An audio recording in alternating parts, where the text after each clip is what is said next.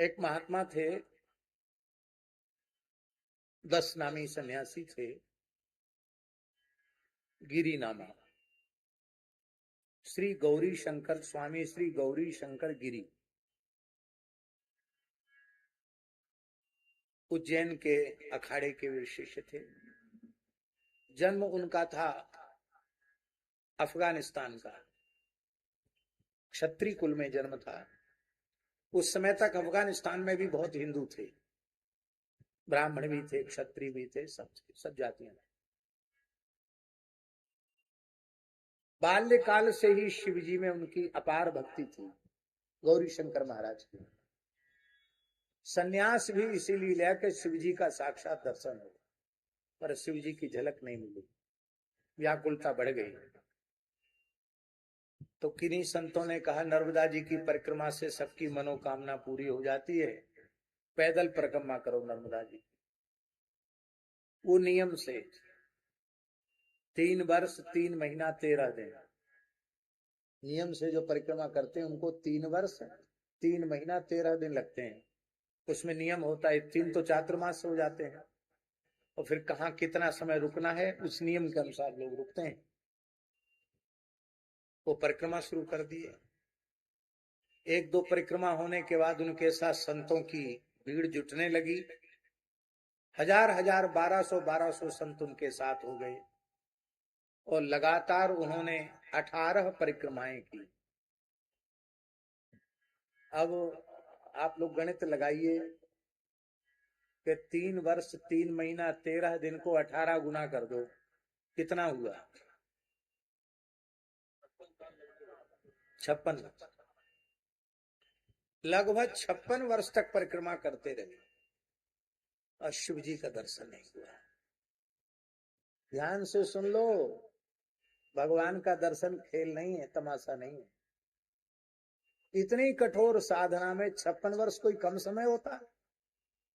सारा जीवन खपा दिया नर्मदा जी के तट पर, शंकर जी नहीं। साईं खेड़ा एक जगह है नर्मदा परिक्रमा में, वहां नर्मदा जी बड़ी गहरी है। तो गौरी शंकर महाराज को इतनी गिलानी हुई, वृद्धावस्था भी आ रही है, और हम जीवित जल समाधि ले लेते। शंकर जी तो मिले नहीं, समाधि ले लेते।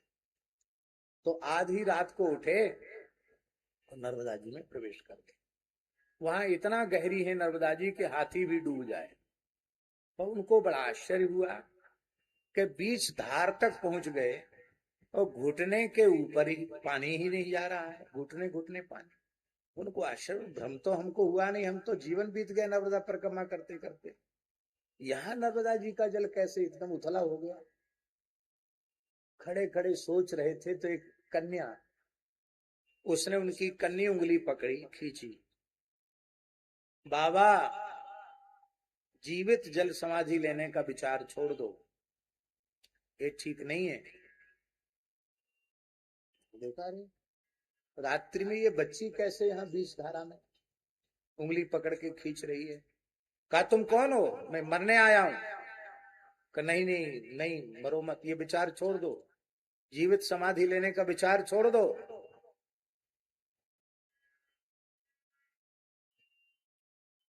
कहा, क्यों छोड़ दें? कहा, मेरी बात मान लो, छोड़ दो। कहा, तुम कौन हो? कहा, मैं नर्मदा हूं। आप नर्मदा हैं? मैं नर्मदा हूं। कहा, आप अपने स्वरूप में दर्शन दीजिए।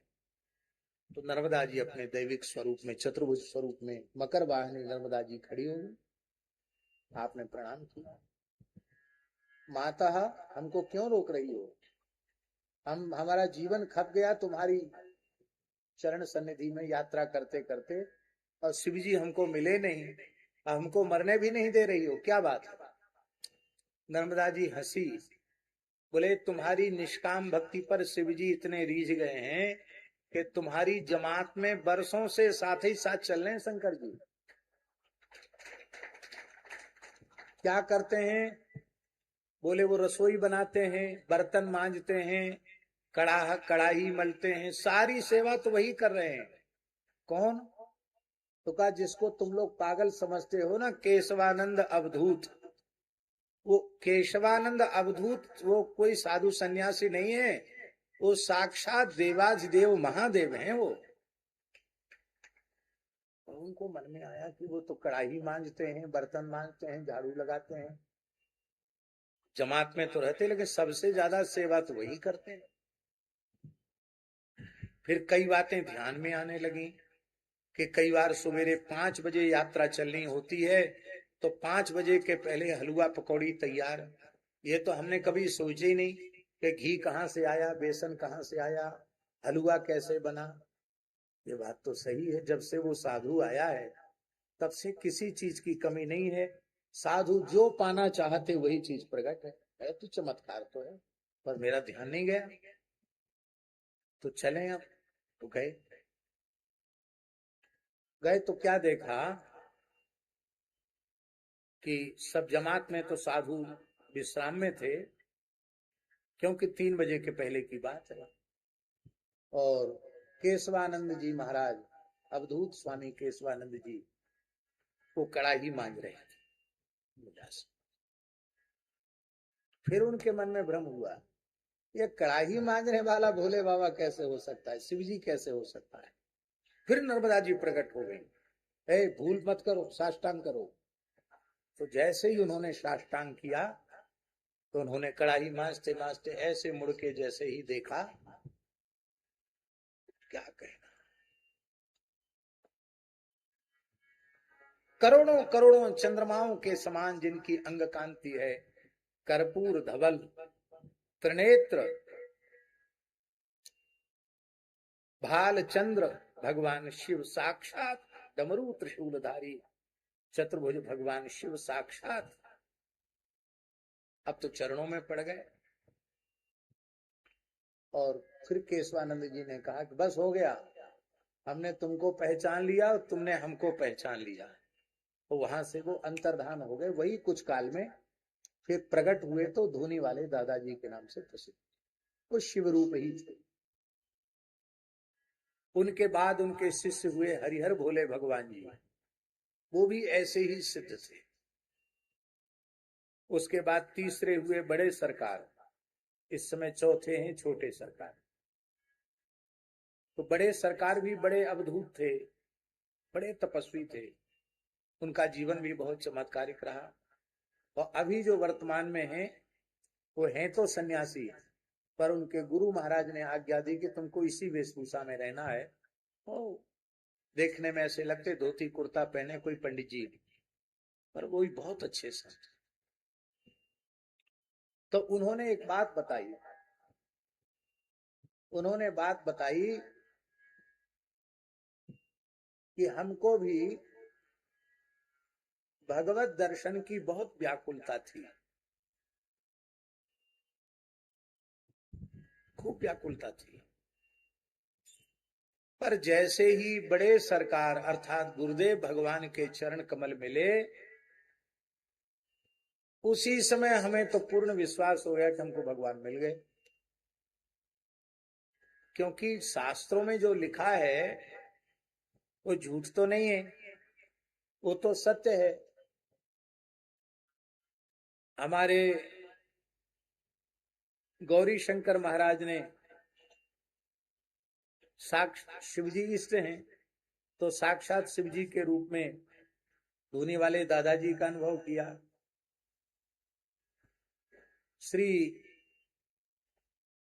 हरिहर भोले भगवान जी ने साक्षात शिव रूप में अनुभव किया अपने गुरु धोनी वाले दादाजी का।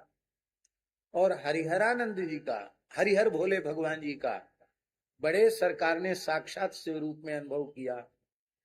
तो जब परंपरा में शिव रूप ही अनुभव करते चले आ रहे हैं, तो हमको तो हमारे आराध्य, हमारे दादाजी, हमारे शिव जी हमको मिल गए कि आज तक हमारे मन में उसके बाद व्याकुलता उत्पन्न नहीं।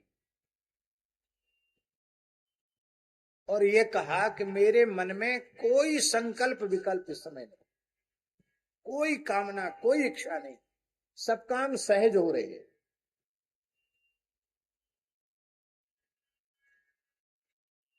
यही बात नहीं बनती। कृतार्थता का अनुभव जीव को नहीं होता है।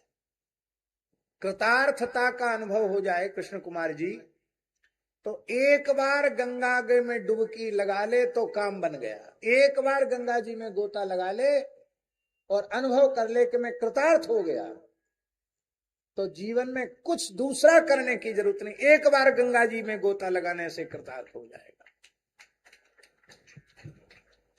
पर हम नाम लेते हैं तो भी कृतार्थता का अनुभव नहीं करते हैं। संत सदगुरु का दर्शन करते हैं तो भी कृतार्थता का अनुभव नहीं करते हैं। भगवान का दर्शन करते हैं तो भी कृतार्थता का अनुभव नहीं करते हैं। मंदिरों में जाते हैं तो प्राकृत पदार्थों की बुद्धि भगवान के विग्रह में करते हैं। ये सोने के भगवान हैं, ये पीतल के भगवान हैं, ये चांदी के भगवान हैं, ये पत्थर के भगवान हैं, ये लकड़ी के भगवान हैं, ऐसा अनुभव करते हैं। तो कैसे काम बने? तीर्थ में जाते हैं तो उसमें सामान्य जल की बुद्धि कर लेते हैं, तो तीर्थ कैसे कल्याण करेगा? इससे एक बात होती है कि गुरु मिल गए, भगवान मिल गए, पर उनको भगवान मानकर आपने सेवन नहीं किया तो जो लाभ मिलना चाहिए वो लाभ नहीं मिला। और इस प्रसंग को हम उद्धव जी के एक वचन से जोड़ रहे हैं। श्रीमद्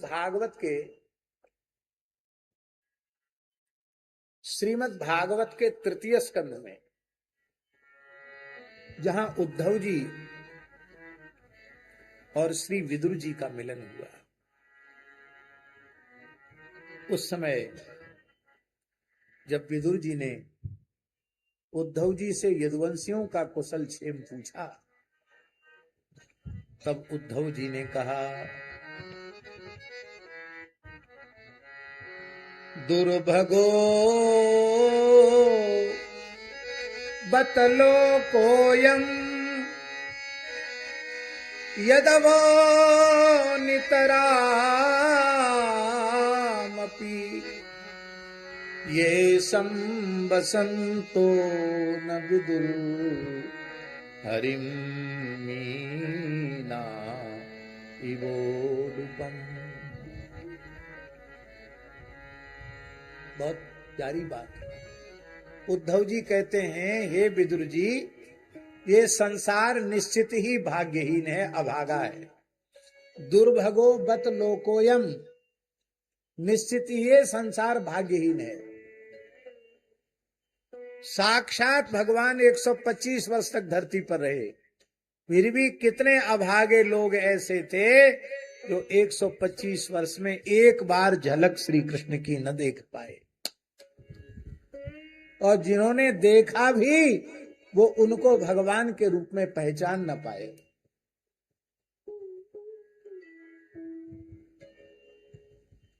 तो संसार के लोग तो भाग्यहीन है, भगवान का लाभ नहीं ले पाए। यदुवंशी तो उनके घर परिवार कुटुंब के थे, उनके साथ ही रहते थे, उनको लाभ मिला। बोले यदवो नितराम अपि, संसार से भी ज्यादा अधिक भाग्यहीन ये यदुवंशी। ये तो भगवान के साथ ही साथ रहते थे, 100 वर्ष से अधिक भगवान के साथ रहे, लेकिन हरिम न विदुहु, भगवान को पहचान नहीं पाए। कैसे? बोलो मीना इवोडुपम। क्षीर समुद्र का मंथन हुआ, उसी से चंद्रमा प्रकट हुआ, सब जानते हैं। क्षीर सिंधु के मंथन से चंद्रमा प्रकट हुआ।